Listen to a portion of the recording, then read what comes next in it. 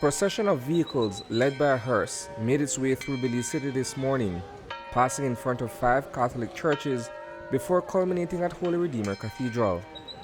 At St. Ignatius, the atmosphere was funereal as one parishioner strummed a guitar while reciting the lyrics of How Great Thou Art. In reverence, a small group of mourners stood on the sidewalk as the motorcade drove by.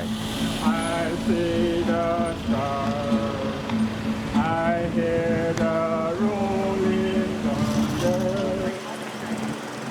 Your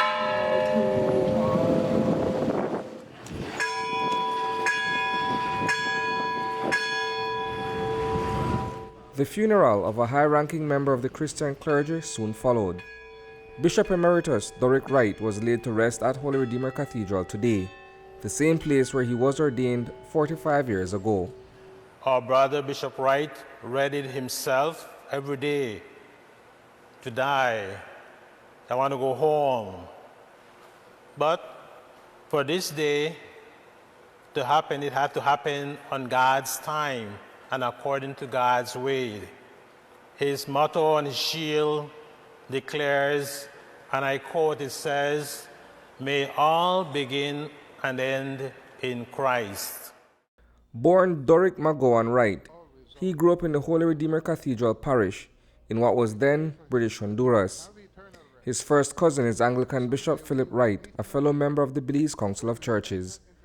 The member churches and organizations of the Belize Council of Churches, along with other churches, the wider Christian community here in Belize, and my own Anglican colleagues and parishioners are included in this list of those expressing their appreciation for the faithful witness and ministry of Bishop Wright. On April 4, 2002, Wright was consecrated at St. John's College as auxiliary to the late Bishop O.P. Martin.